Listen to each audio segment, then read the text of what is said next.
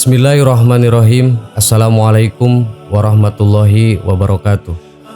Sahabat yang beriman, sejarah yang menjadi cikal bakal munculnya Zionisme dapat dimulai lebih kurang dari 4000 tahun sebelum Masehi.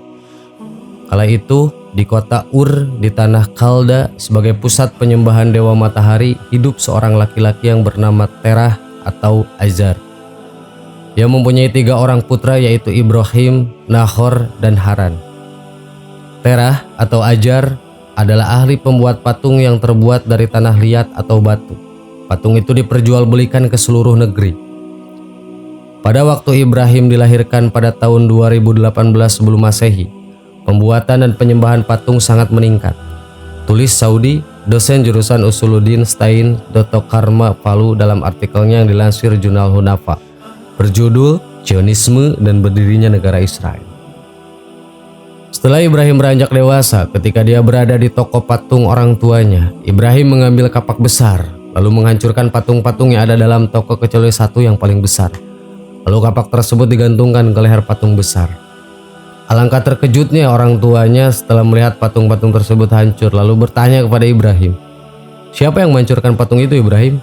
Ibrahim menjawab, "Mungkin yang besar itu." Lalu ayahnya berkata, "Tidak mungkin." Pada saat itulah Ibrahim berkata, "Apa gunanya patung itu disembah kalau tidak mampu untuk berbuat apa-apa?" Ya Ibrahim berkata, "Lalu siapa yang harus disembah?" Ibrahim berkata, "Allah yang telah memperedarkan musim, mendatangkan hujan dan menyuburkan tanah." Jawaban tersebut membuat ayahnya heran karena belum pernah mendengar perkataan seperti itu. Penentangan terhadap penyembah patung terdengar oleh Raja Namrud yang berakibat terjadinya pembakaran pada Ibrahim. Namun Ibrahim tidak terbakar. Kemenangan yang diperoleh Ibrahim membuat Raja Namrud marah. Kemudian Ibrahim bersama istrinya Syarah dan anak saudaranya Lut meninggalkan kampung halamannya menuju pada suatu daerah yang tidak menentu. Makna kata Ibri atau Ibrani. Pengembaraan yang dilakukan oleh Ibrahim membuat ia dan keluarganya sampai ke Palestina atau Kan'an.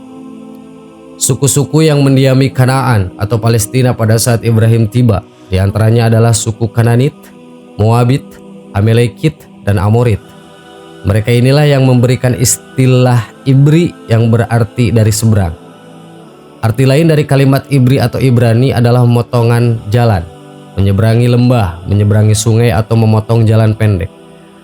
Kalimat Ibri atau Ibrani berasal dari abara atau fi'il sulasi 3 huruf yang berarti bertukar-tukar tempat, berpindah-pindah, yaitu sesuai dengan karakteristiknya dan kebiasaan-kebiasaan yang biasa berlaku bagi kehidupan penghuni padang pasir dan penduduk kampung yang jauh terpencil dari keramaian.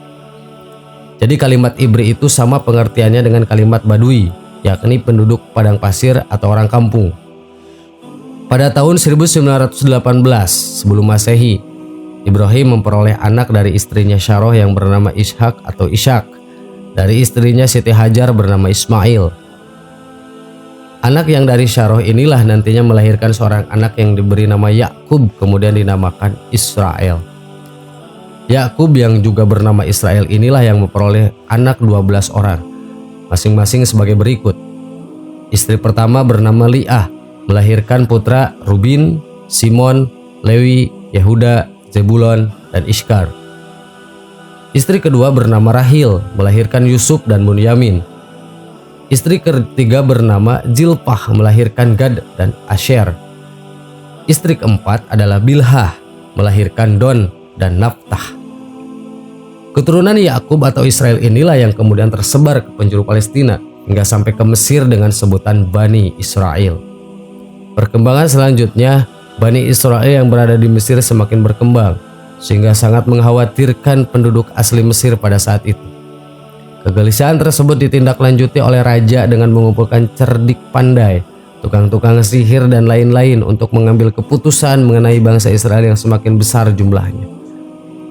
Dari pertemuan tersebut disepakati agar orang-orang Israel dijadikan sebagai hamba sahaya sehingga tidak bisa lagi berkembang. Perputaran masa silih berganti, namun kaum Israel tidak berkurang, malah sebaliknya semakin bertambah. Sehingga raja bersama pembesar lainnya mengambil keputusan untuk membuat undang-undang berbunyi bahwa setiap anak laki-laki yang lahir harus dibuang di sungai Nil. Pada saat Ramses II yang bergelar Fir'aun, itulah lahir seorang laki-laki dari orang tua yang bernama Imran dari suku Lewi. Bayi dimasukkan ke dalam peti lalu dibuang di sungai Nil. Peti itu sampai dekat pemandian putri Fir'aun. Peti tersebut diambil dan sewaktu dibuka ternyata isinya adalah bayi laki-laki, kemudian dipelihara diberi nama Musa atau Moses. Setelah bayi itu besar, maka terjadilah pertentangan antara Musa dan Fir'aun dan dimenangkan oleh Musa. Pada saat itu Musa bersama kaumnya keluar dari Mesir menuju Palestina. Namun Musa tidak sempat sampai, lalu kemudian meninggal dunia, demikian juga saudaranya Harun. Adapun yang membawa kaum Israel Palestina adalah Yusha bin Nun, salah seorang sahabat yang diwasiatkan oleh Musa untuk memimpin kaumnya masuk ke Palestina melalui timur laut, sungai Yordan, dan menyeberangi sungai itu memasuki kota Ariha dengan terlebih dahulu membunuh seluruh penduduknya. Pada zaman itu mulailah Bani Israel memerintah bumi Palestina. Setelah Bani Israel mendiami Palestina atau Yerusalem, bangsa ini mencapai puncak kejayaannya hingga tiba saat penghancuran yang dilakukan oleh tentara Romawi. Kehancuran Yerusalem disusul oleh zaman diaspora, yaitu zaman merantau, maka bangsa Yahudi menyebar kemana-mana terutama ke seluruh benua Eropa, baik barat maupun timur. Pada zaman diaspora itulah, maka akhirnya abad ke-19 lahir cita-cita Zionisme di kalangan mereka yang bertujuan untuk memperoleh kembali Yerusalem. Wallahu a'lam. Assalamualaikum warahmatullahi wabarakatuh. Bismillahirrahmanirrahim. Assalamualaikum warahmatullahi wabarakatuh. Sahabat yang beriman, ketika seorang muslim menunaikan ibadah haji ataupun umroh, sebagian ada yang mengalami kejadian aneh. Kejadian ini bukan menjadi rahasia umum, karena dialami oleh hampir semua orang yang telah beribadah di kota kelahiran dan perjuangan Nabi Muhammad SAW tersebut. Alhasil, banyak yang beranggapan bahwa apa yang dialami oleh seseorang ketika menunaikan ibadah di tanah suci merupakan balasan atas amal yang diperbuatnya di tanah air. Jika kita senantiasa berbuat baik dan berangkat dengan harta yang halal, maka biasanya apa yang kita alami di tanah suci tentu akan menjumpai hal-hal yang baik-baik saja. Namun kisah lainnya, seperti dituturkan seorang pembimbing travel umroh di Jakarta, salah satu jamaahnya mengalami kejadian yang bisa dibilang langka, baik di Makkah Al-Mukarramah maupun di Madinah Al-Munawwarah, ataupun di tempat pelaksanaan ritual umroh lainnya. Aurat sang muslimah senantiasa terbuka begitu saja. Bahkan ia mengalami bingung, sebab tak ada angin yang menyingkap pakaiannya, ataupun penyebab lainnya. Karenanya, di sepanjang menjalankan ibadah sunnah itu, muslimah hanya bisa meminta ampun kepada Allah Ta'ala atas kesalahan yang mungkin tak disadarinya. Terus seperti itu hingga ia kembali ke negeri tercinta. Dan beberapa waktu setelah itu, teka-teki misteri kejadian aneh yang dialaminya di tanah suci terbongkar sudah. Sebab berdasarkan penuturan pembimbing umroh itu, keluarga yang membiayai saya umroh ditangkap polisi.